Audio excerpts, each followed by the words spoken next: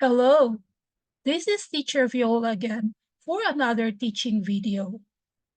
If you are new to my channel, please subscribe, like, comment, and share to your friends and family members who would like to improve their English ability. In this video, we are going to talk about the 6 English sentence patterns. Sometimes we are only comfortable using the 3 patterns and forgetting that there are 3 more patterns to explore. Maybe because the 3 others are a little complicated than the others. But if you will practice on how to use these 6 patterns, you would be able to speak English better and your sentences will be better and more understandable. If you are ready, let us now talk about the 6 sentence patterns. We know that when we make sentences, we are using the 6 patterns. Sentence patterns are always we put elements together to make a sentence.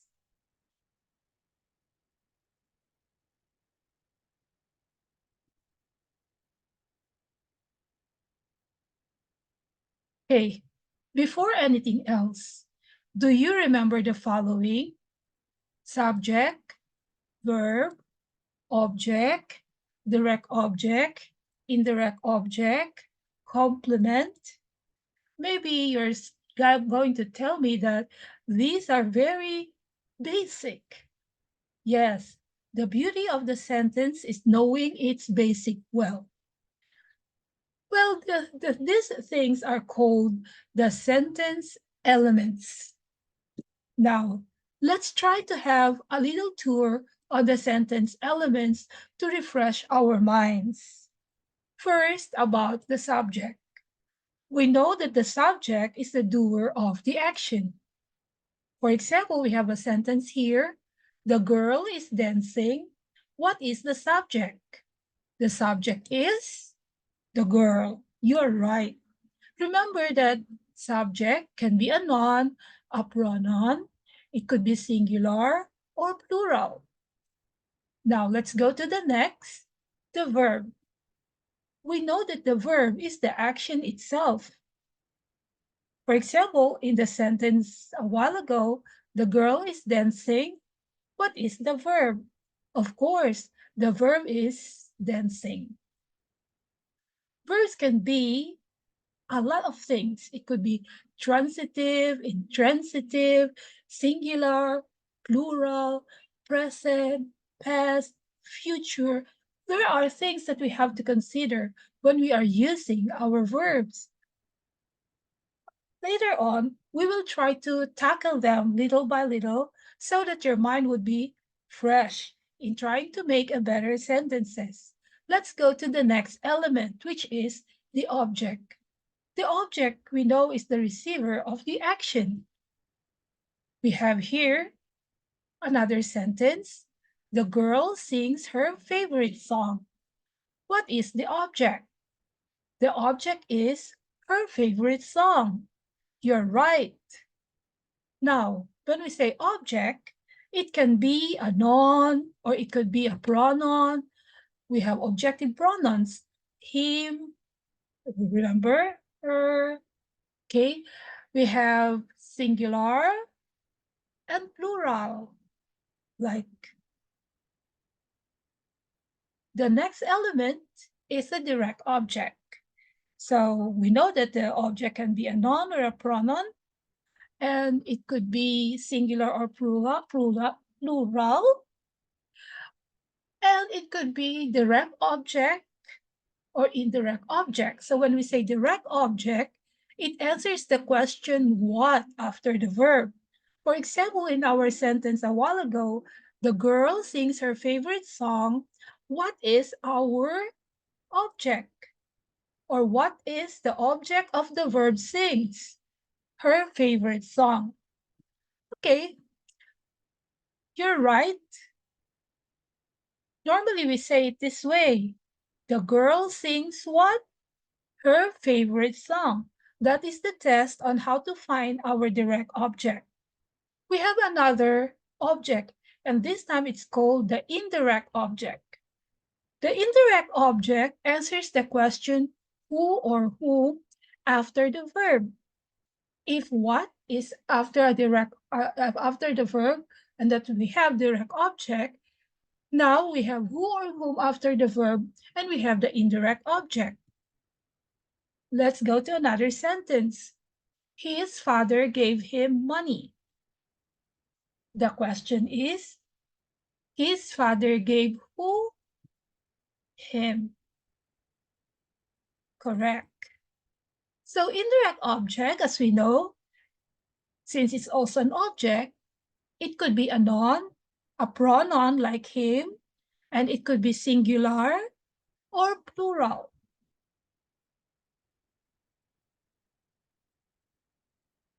What about complement? We say complement describes what? A subject. In our sentence, his father is hardworking. His father is an OFW. Describe his father. His father is hardworking and an OFW. Those are what we call subject complement because those words describe our subject, his father. Complement can be adjective, noun, singular, or plural. What about the object complement? Okay, an object complement describes what an object is. If a while ago our complement describes what a noun is, so in our sentence it describes the father, this time we are going to use something that will describe the object. So we have a sentence here. He has left the window open. If you describe the window, you will get the word open. Open is what we call the object complement because it describes our object, the window. How do we know the window is open? Because it answers the question what after the verb. Left what? The window. The window what? Open. So that is how we test the element of the sentence. Of course, if it's an object complement, it could be an adjective, a noun, singular, or plural.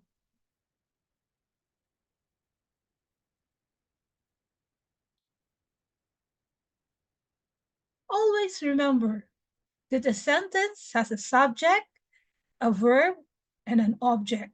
For example, here we have subject plus verb plus direct object. So she ate a hot dog. Careful, this pattern works only with transitive verb. Yes, because that is another thing that we have to consider about the verb, the transitive verb.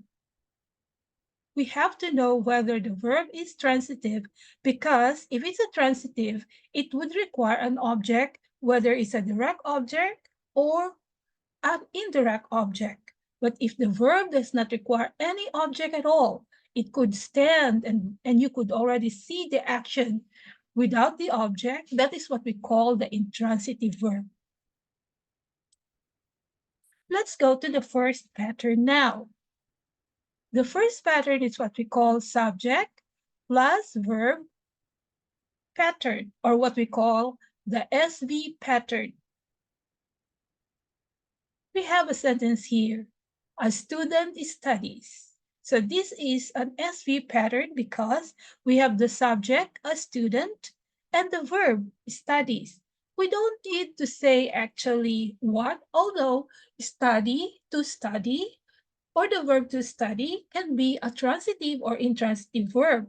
In itself, it could already define or describe the action, the studying action. But sometimes we have to ask what. So study what? Study chemistry, for example, so that that verb becomes the transitive verb. But here, our verb to study is an intransitive verb. Therefore, it does not require any object at all. In the first pattern, subject plus verb, or SB pattern, we use intransitive verbs, or verbs without object or the needed for an object. It could be as short as this, or you could extend your sentence. Okay?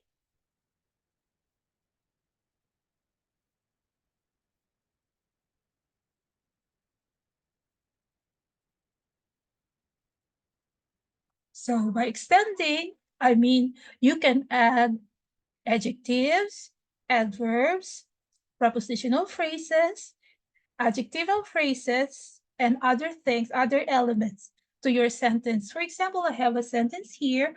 My first sentence, students study, or student studies, students study. I've already expanded my subject by putting some adjectives. So I have a few very serious Filipino. A few, it's an adverb of adjective of number, very, intensifier or determiner, serious, that is our general adjective. Although very and a few can be an adverb here because they describe the adjective serious. Filipino is nationality and it's a descriptive word, therefore it's an adjective. So we have a few very serious Filipino students who study well. So after study, to know whether it's an object, we have two question tests. That is what and who. So study what? Well, no, no, it's not a noun. Study who? Well, oh, it's not a noun. Therefore, well, there is not an object because well is an adverb that describes study. Therefore, our verb here does not require any object. Therefore, it's intransitive verb. Well is an adverb. In the library, that is prepositional phrase.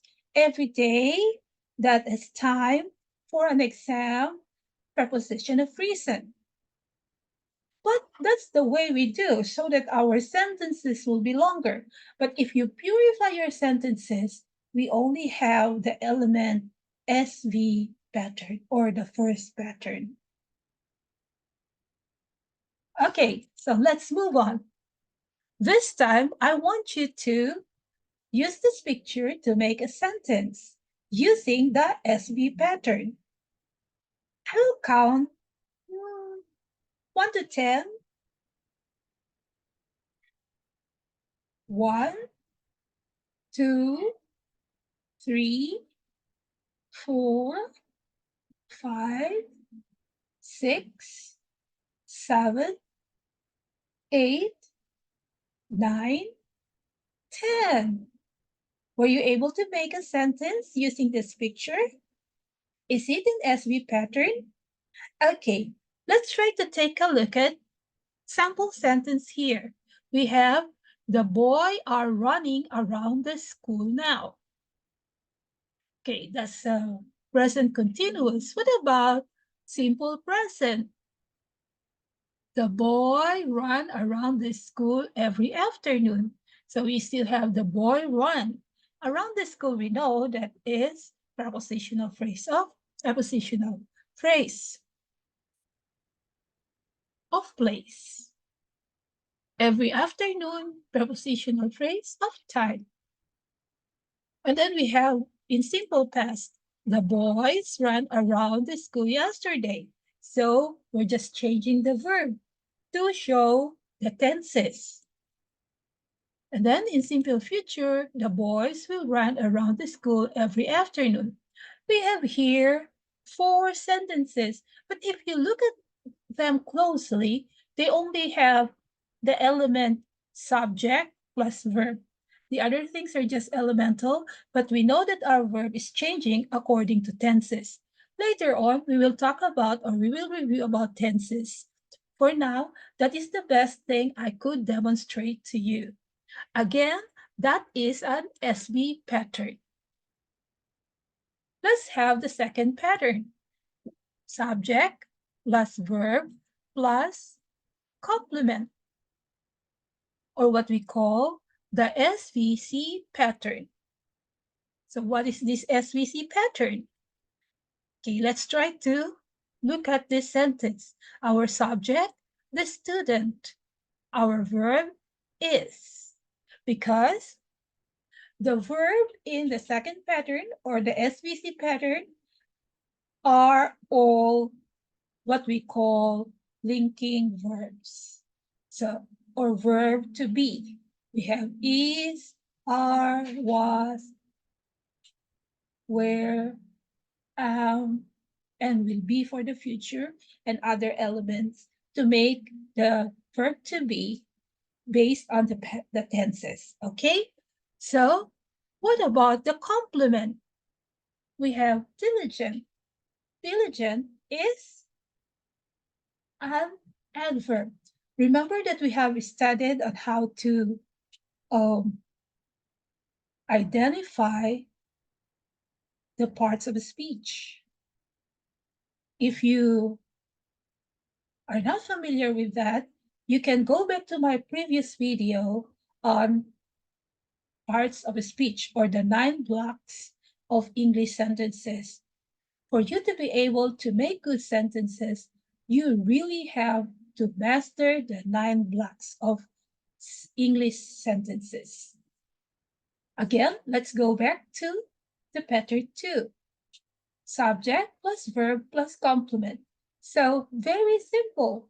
Even kids would be able to do that if you ask the kids, okay, make a sentence, and the kid would say, she is beautiful. He is handsome. So when the kids use that one, it's the LV pattern. It's the most comfortable pattern that we use when we make sentences. But would we be able to expand those sentences? Okay. Yes, we can make it plural. Okay. Or we can put a little elements into it, like here, a few. A few students are diligent. Or we could move some more and then insert serious. A few serious students are diligent. Or we could even go further, like a few very serious students are extremely diligent in the class every day. So making our sentence longer and longer, but what's the pattern?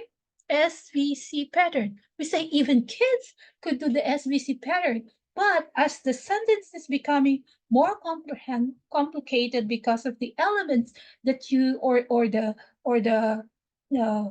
blocks that you insert into your sentences, now when you look at it very complicated, you purify it and you will get just pattern number 2. Okay, so let's try to make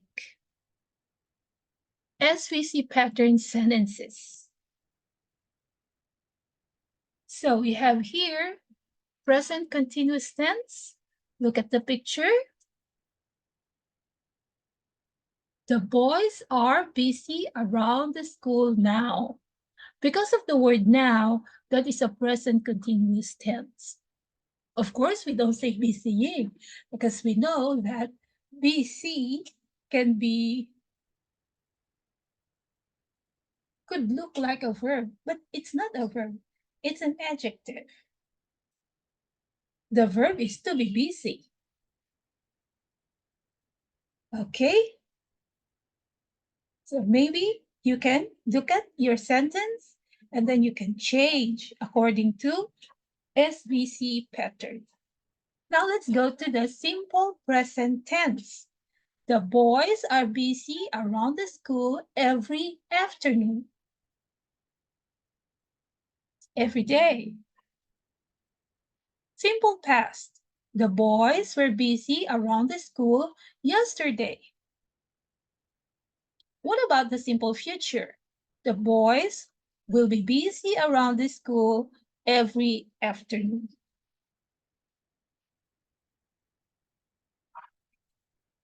Okay? That is the SB pattern. What about the third pattern? The third pattern is called subject plus verb plus object, or what we call the SVO pattern, another comfortable pattern in the English sentence. So what we call the SVO pattern. We have the sample sentence there. Our subject is the student. Verb is memorizes. And our object memorizes what? Words. The student memorizes words. Okay? Or we can make it a little longer. A few very serious students memorizes different kinds of words in the class every day to improve their speaking ability. Or you can say, a few very serious students diligently memorize different kinds of important English words to improve their speaking ability. If you look at here, it looks like very complicated sentence, but a very few serious students. So that is your such phrase. A few very serious describes the student. Now, diligently does not describe students. Diligent describes students, but this is diligently. Therefore, with an ly there, it's an adverb that describes memorized. Okay? The verb memorized. So after the verb memorized, after the verb, we have to ask what? What, right? What? Words. And then when you look at your object also got expanded.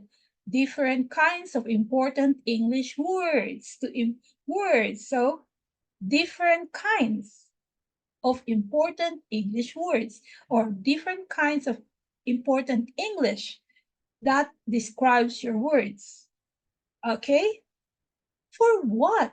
To improve their speaking ability. That because the question is after the verb is for what, not really what or whom. That one signifies that for what is a reason. That's why you're doing something. Therefore, it's an adverb of reasons that answers the question for what or why. See, if you say words, why? To improve their speaking ability. So the complicated sentence, a few very serious students diligently memorize different kinds of important English words to improve their speaking ability is just an SVO pattern.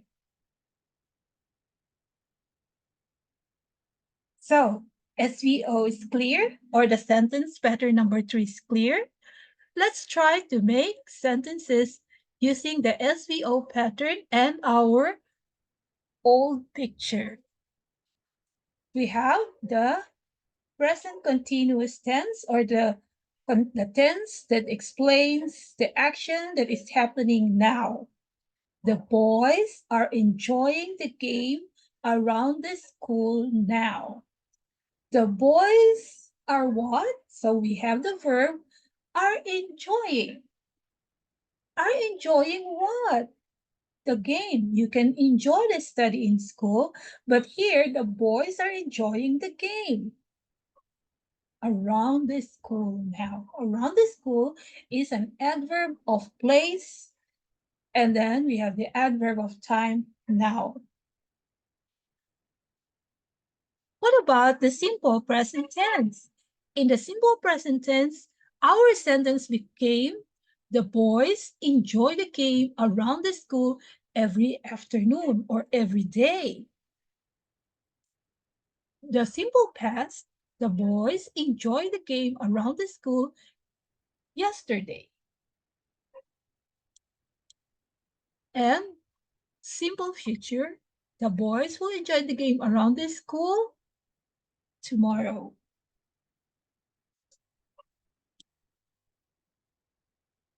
I hope the SVO pattern is very clear with you as we go to the next pattern, which is the fourth sentence pattern. In the fourth sentence pattern, we have subject plus verb plus indirect object plus direct object. So this one is a little complicated now, and most of us are not familiar using it, or if we're using it, when we're editing it eventually, we put them back into SVO pattern and SV pattern because that's a combination of the two, right? But if we know, oh, I think my sentence here is wrong, so we put it into the different pattern. But if we know or comfortable with this pattern, SVIODO pattern, it would be easy for us to think like this is a good sentence, right? Okay, let's take a look at the example sentence here. SVIODO.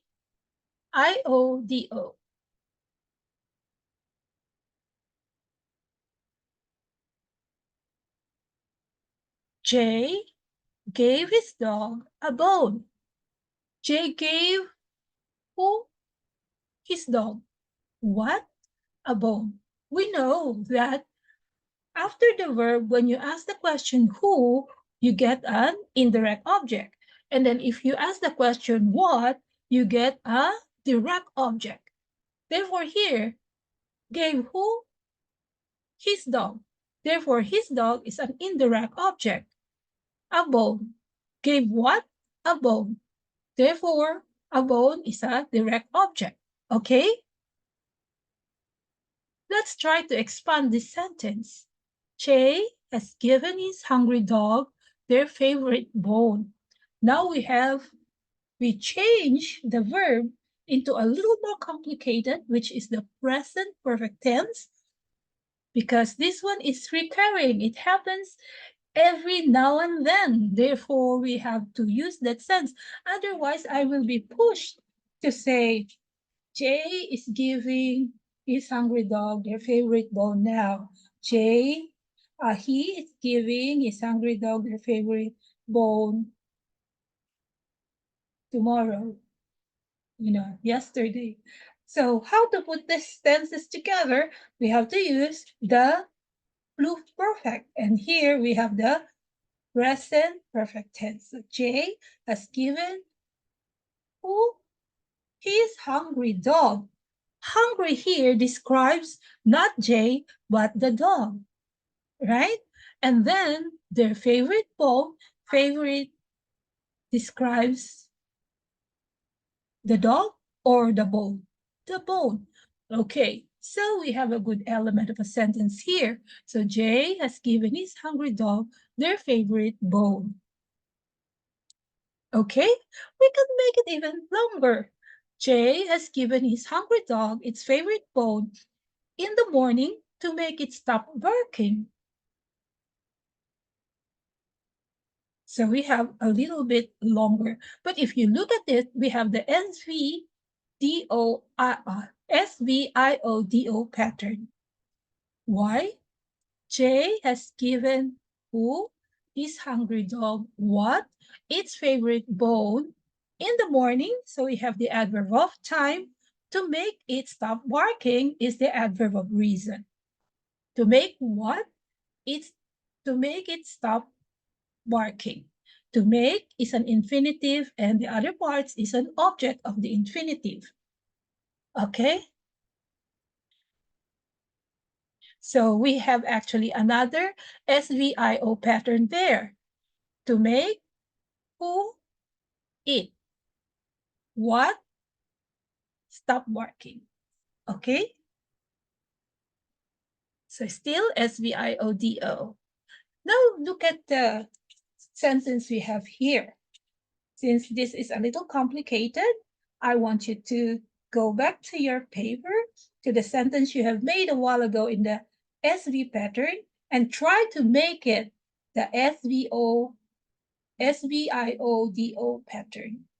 I'm going to count 1 to 10 again for you to be able to expand your sentence and change the pattern to pattern number 4. 1, 2, 3, 4, 5, 6, 7, 8, 9, 10. Were you able to make it? If not, let's take a look at the sample sentences here. We have the present continuous tense. The boys are giving their teacher a headache now. Look at this sentence. The boys what are giving who their teacher what a headache. We have now the SVIODO pattern.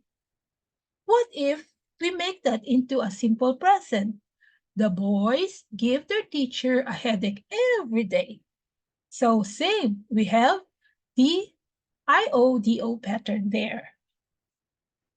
We turn this into a past and we change the verb to gave.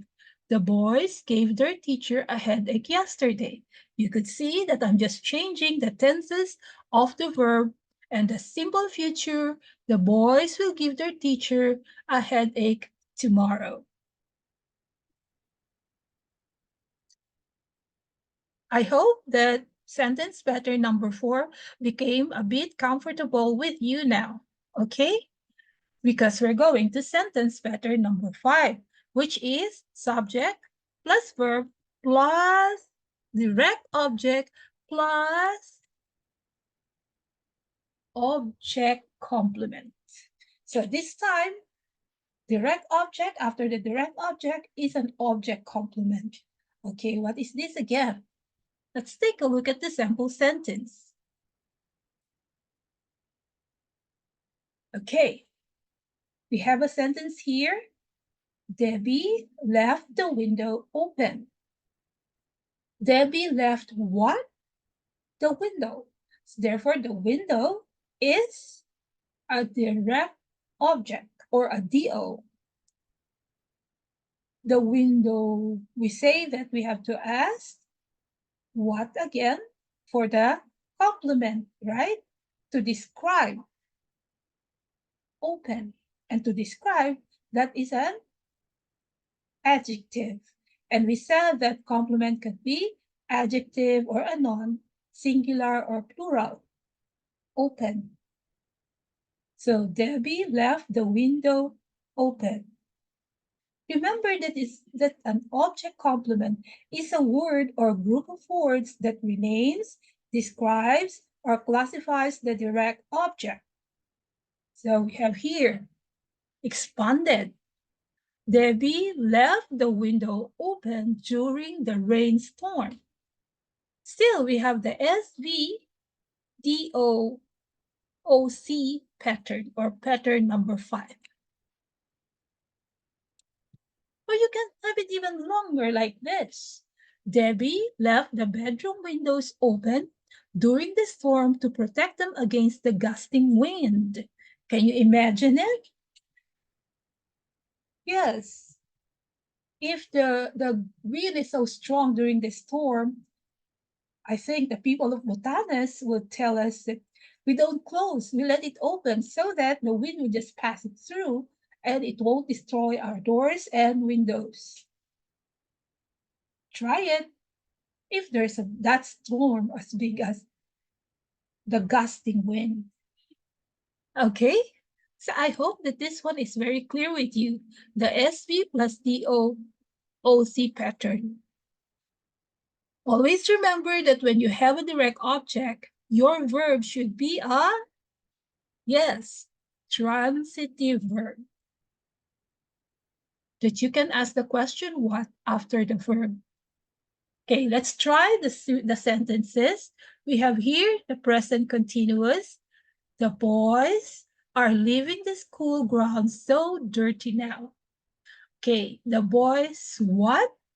are leaving what? The school ground what? So dirty. Okay?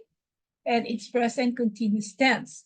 So look at what happened to the verb when we go to the simple present. The boys leave the school ground so dirty every afternoon. And the simple past, the boys left the school ground so dirty yesterday. And simple future, the boys will leave the school ground so dirty every afternoon. I hope that sentence pattern number 5, or what we call the SVDOOC pattern, would be clear to you by now. Now let's go to the last, which is pattern number 6. This is what we call the inverse sentence pattern, or verb comes first. So verb plus subject, or what we call the VS. We know that in English it's always SV, SV, SV, but we have also the VS, and that's pattern number 6. What is that? Let's take a look at the sample sentence here. There were no leftovers. So where is your subject? So the subject here is leftovers. Okay. The subject is at the end of the sentence. Where's the verb? It's not there because there is just a pointer. Okay. Our verb is where. So here or there or these. So in the sentence, this is a chair. Where is the subject? Teacher, this. But that's your point, right? You pointed. It's an action, you point. Therefore, it's a pointer.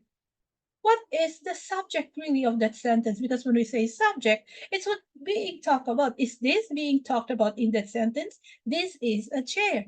You will tell me, no. What is being talked about in the sentence? Chair. Yes, it's the chair. So our subject is at the end. So that is the inverse pattern, or what we call the inverted pattern, or pattern number 6, or the VS pattern. Has a lot of names. So there is not the subject of the sentence here. In fact, it is a constant element like here, these, and others in an inverted sentence pattern. We use this to show effect of something, and when the doer of the action is not important, but the effect of the action. Okay, clear. Oh, it would be very easy if we look at the sample sentence, okay? So you can make it even longer. There were no leftovers after the buffet last night. Still, your sentence is there were no leftovers. So let's look at the sentences we made with this picture. Present continuous. There are boys running around the school now. There are boys. Is it the verb is are running? No. Why? Let's ask. What is the most important element? The boys. Running? No. There are boys. Right? So we have there are boys as the subject here. Running describes the boys. There are boys running. So when we go to the simple present, there are boys running around the school every afternoon. Simple past, there were boys running around the school yesterday. And we have the future, there will be boys running around the school every afternoon. So that is pattern number 6. I hope that everything becomes clear to you. And if you are not sure yet whether they are clear to you, you can always go back to this video and you can always review until you can make it perfect. Again, this is Teacher Viola, and I will end here and I will go to the next teaching video. I will see you again there. Bye-bye, everyone. I hope that you have learned something from me today. Bye!